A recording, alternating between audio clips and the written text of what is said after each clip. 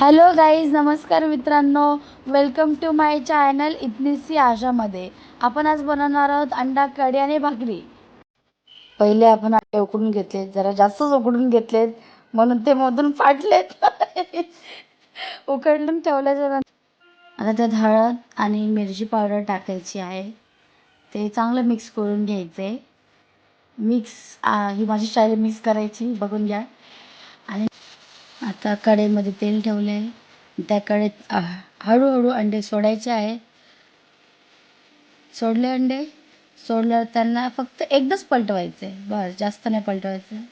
नंतर आता आपण घेऊया कोथिंबीर, मिरची, अद्रक, लसूण, टमाटर, कांदा.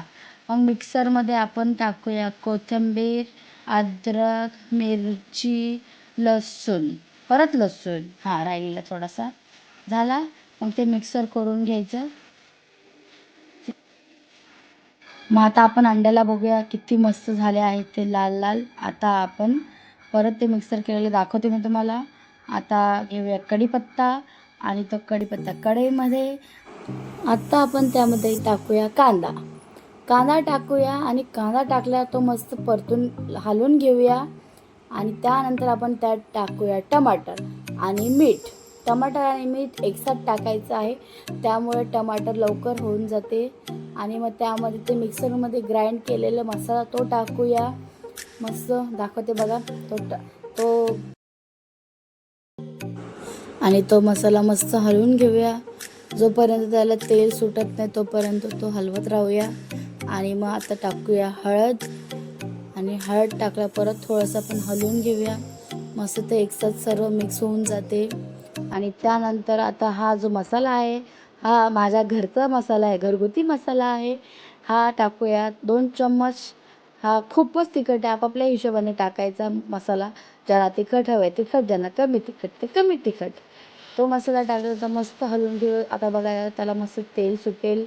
तेल सुटल्याच्या नंतर आता मी तुम्हाला इथे दाखवते. अंडे मी जे फोडून, जे फाटलेले अंडे होते त्याला मी अजून त्याचा घाटा करून घेतला, कारण मला आवडते एक अंडं फोडून टाकायला. आता बघा किती मस्त सुटले तेल आणि किती मस्त वास येतोय. तुम्ही माझ्या घरी येऊ शकता खायला, कधी पण येऊ शकता. आता आपण यामध्ये टाकूया थोडंसं पाणी. आणि त्यानंतर आपण ते फाटलेले तुटलेले अंडे, माझा नवरा म्हणते तू फेकतेस का काय करते अंडे. मी टाकत होती पण ते म्हणतात मी फेकते. तर बघा हे अंडे टाकूया. आणि आता मस्त ते फिरून घेऊया.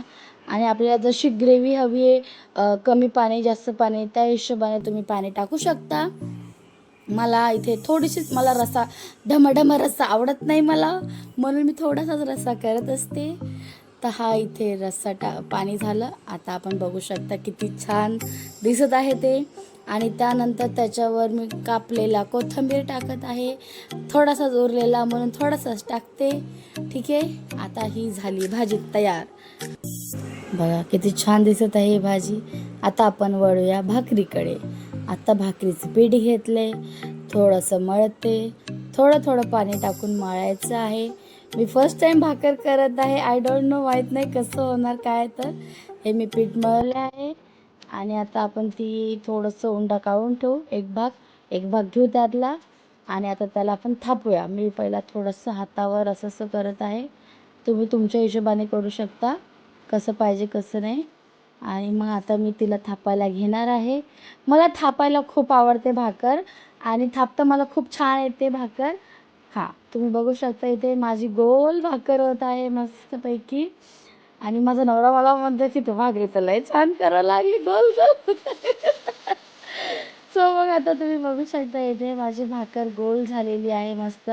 आता आपण तिला तव्यावर टाकूया. आणि तव्यावर टाकल्याच्या नंतर त्याला पाणी लावूया.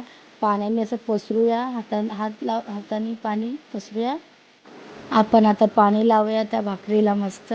आणि मी बघा किती छान पसरत आहे त्या भाकरीला. आणि आता बघा ही मी पलटवते भाकर, कशी होते कशी नाही माहीत नाही. ओके, मस्त झालेली दिसत तर आहे. ही माझी भाकर रेडी आहे. हे बघा माझं ताट खूप छान रेडी केलं आहे मी. मस्त कोथिंबीर, मला भातावर कोथिंबीर सजवायला खूप आवडतो. आणि भाजीवर पण टाकलेला आहे ही भाकर, भात, भाजी आणि हा कांदा.